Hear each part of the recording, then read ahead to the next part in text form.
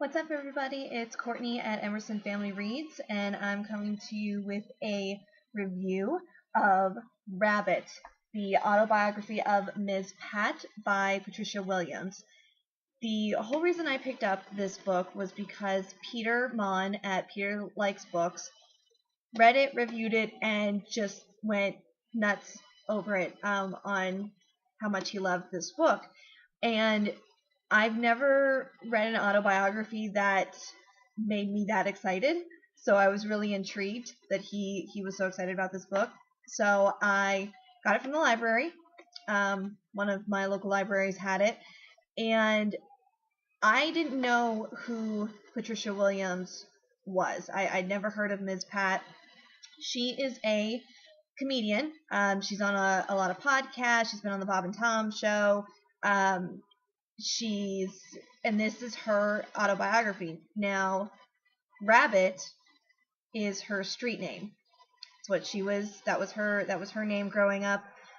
She grew up in Atlanta, in the hood, basically, and this autobiography is her story of getting out of the hood, she was, by the time she was 15, she had 2 children. She had 2 babies. She started dating this man when she was 12. He was 20, and this is the man who fathered her 2 children. At 16, 17, she's on her own. She is selling cocaine. She's selling crack. She's hustling and using this dope money to, pay her rent, raise her kids, and it's her journey getting out of that situation and becoming a successful comedian. Now, this did not read like an autobiography at all. I mean, she's so real. She doesn't mince her words at all.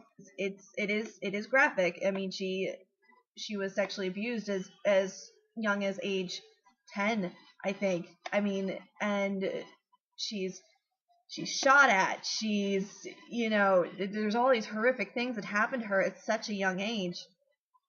And just to hear very much in her words, I felt like she was sitting right here while I was reading this. And I read it in two big gulps. Really, I couldn't put it down, really. This story is something that I've never come close to knowing or experiencing anything like this in my own life. The small town that I'm from, it's a very small town. It's very white. I mean, it's even, I remember in high school there were a lot of jokes about my hometown because it's very, very white. It still is to this day. It's very white. And there's no hood in my hometown. I mean,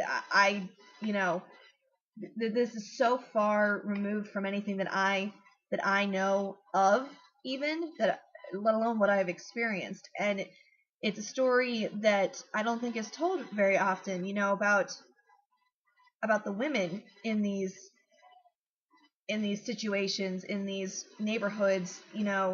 They're kind of cast off, the welfare mamas, and there's nothing to them except that, so to have a story like this that shows how human they are, even the ones that don't get out, even the ones that don't make it, they're still human.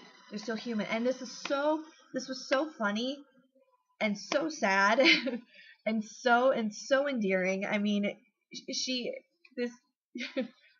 one of my favorite stories in this, I think it was one of Peter's too, when her mother passes away. She's I think she's 16ish when her mother passes away. She's never been to a funeral, and she doesn't understand when the funeral director calls her and says, you need to bring clothes for us to dress your mother in to bury her.